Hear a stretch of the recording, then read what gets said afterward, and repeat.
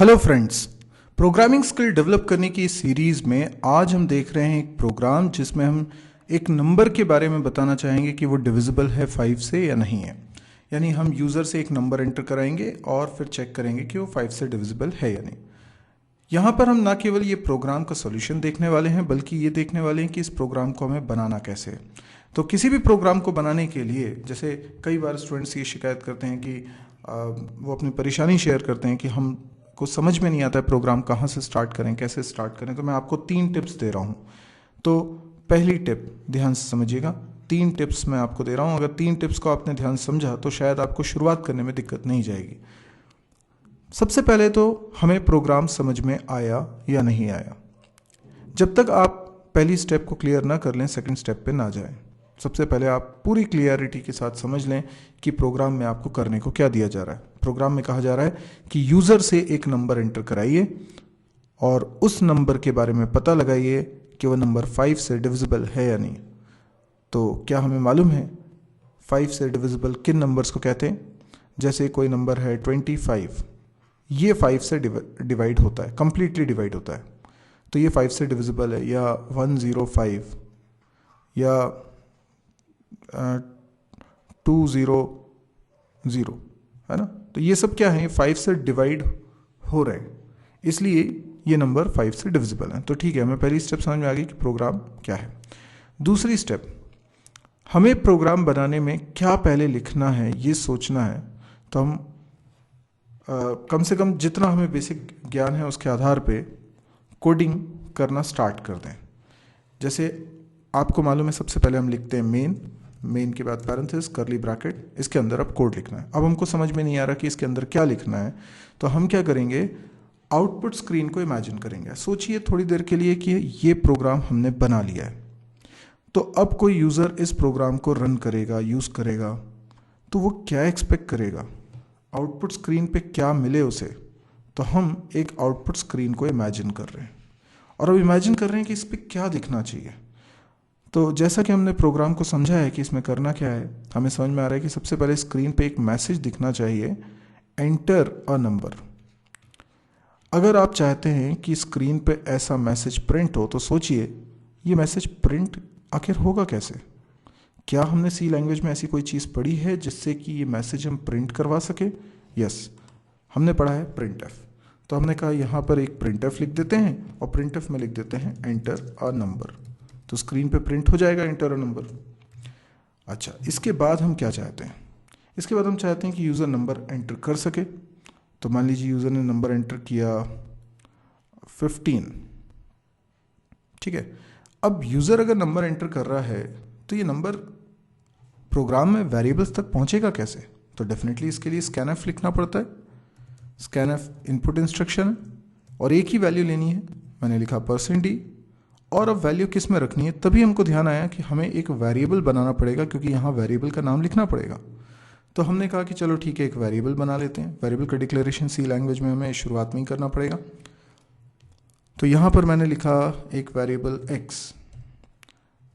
तो यहाँ पर मैं लिख सकता हूँ अब एड्रेस ऑफ x।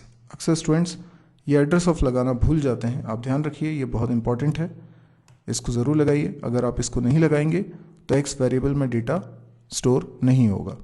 अभी क्या हो चुका है, x में वैल्यू आ चुकी है। तो अब देखिए, जिन लोगों की ये परेशानी थी कि हम शुरू कहाँ से करें, हम क्या लिखें बेसिक, तो हमें कम से कम अब वो दिक्कत नहीं जा रही है क्योंकि हमें मालूम है हमारा प्रोग्राम का कुछ लाइन्स हम लिख चुके हैं क्योंकि हमने आउटपुट को इमेजिन किया। तो यही मेरी सेकंड टिप है कि हमें आउटपुट को इमेजिन करना चाहिए।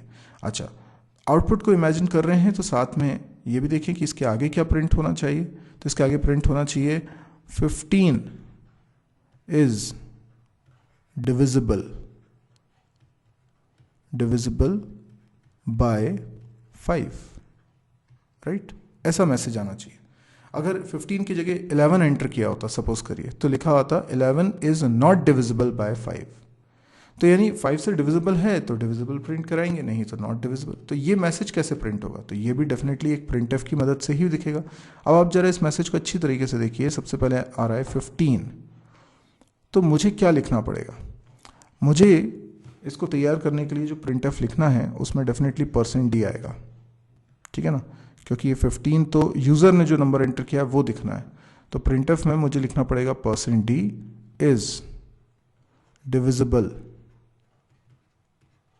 राइट, बाय 5 और वेरिएबल का नाम x। तो ये प्रिंटफ के अंदर मुझे ये चीज़ तो लिखनी पड़ेगी। यस, तो मैं ये प्रिंटफ लिख देता हूँ। तो प्रिंटफ में मैंने लिखा percent D is divisible by 5 और यहाँ पर लिख दिया x। लेकिन अगर डिविजिबल नहीं हुआ तो मुझे क्या प्रिंट करना होगा, percent D is not divisible by 5 और यहाँ पर x लिख देता हूँ। तो x की वैल्यू प्रिंट हो जाएगी परसेंट डी की जगह। पर वेट अ मिनट, हम ये दोनों प्रिंट एफ तो नहीं चलाना चाहते ना। हम ये तो नहीं चाहते कि दोनों प्रिंट एफ एक साथ चल जाए। अगर नंबर 5 से डिविजिबल हो तो पहला वाला चले और नहीं तो दूसरा वाला चले। जब भी ऐसा डिसीजन लेना होता है हम लगाते हैं इफ एल्स, यानी इफ कोई कंडीशन, अगर कंडीशन ट्रू है तो पहला वाला प्रिंट एफ चल जाए, नहीं तो एल्स दूसरा वाला प्रिंट एफ चल जाए। Got it. अब ये प्रोग्राम बन चुका है, बस यहाँ पे इफ की कंडीशन, यहाँ कंडीशन में कुछ लिखना है। अब कंडीशन में कुछ ऐसा लिखना है जो तभी ट्रू हो जब नंबर 5 से डिविजिबल हो।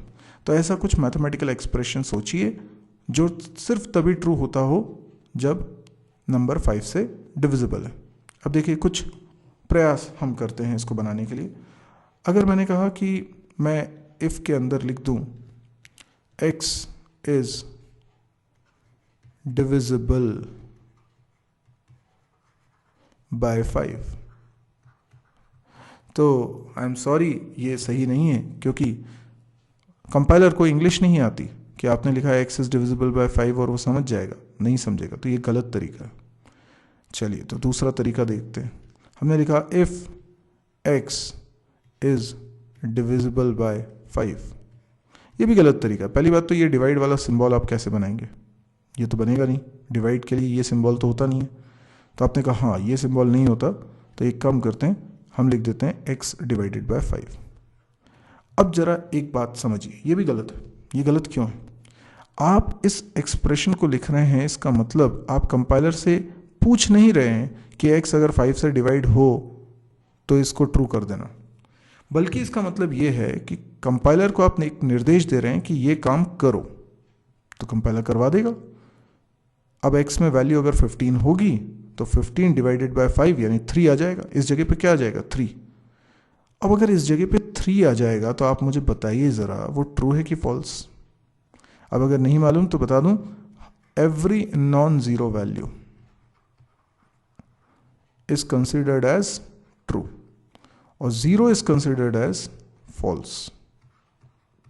मतलब अगर ये रिजल्ट 0 के अलावा कुछ आ रहा है तो इसे ट्रू मान लिया जाएगा और वरना फॉल्स मानेंगे। तो x डिवाइडेड बाय 5 लिखा है तो 15 डिवाइडेड बाय 5 क्या होता है, 3 होता है, तो ये ट्रू हो गया।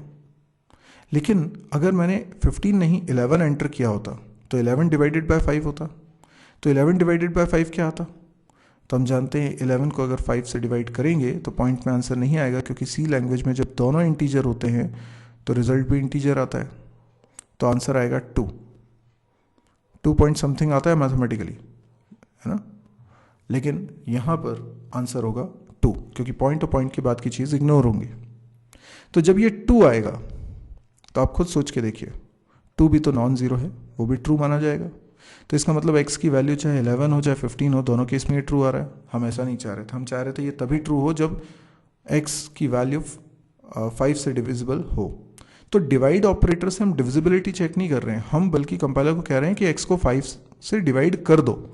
करने के बाद जो कुछ आएगा वो नंबर यहाँ आ जाएगा। हमें तो ये बताना है कि अगर x 5 से डिवाइड होता है तो कंडीशन ट्रू। तो फिर हम क्या लिख सकते हैं? तो देखिए हम लिखेंगे x मॉड्यूलो 5। अब x मॉड्यूलो 5 क्या है? रिमाइंडर देगा। मॉड्यूलो ऑपरेटर से क्या आता है? रिमाइंडर। अब मुझे बताइए अगर x की वैल्यू 5 से डिविजिबल होगी, जैसे कि 15 है, तो 5 से डिवाइड करने पे रिमाइंडर 0 आएगा, वो रिमाइंडर क्या देगा, 0 देगा। तो मैं इस रिजल्ट को कंपेयर कर लेता हूँ किससे, 0 से। देखिए अब ये बिल्कुल सही है, ये तरीका बिल्कुल सही है। क्यों? क्योंकि अगर x में कोई नंबर है जैसे कि 15 मॉड्यूलो 5 करेंगे तो रिमाइंडर क्या आएगा, 0। तो इस जगह पर क्या आ जाएगा, 0। और 0 इक्वल टू 0 क्या हो जाएगा, ट्रू।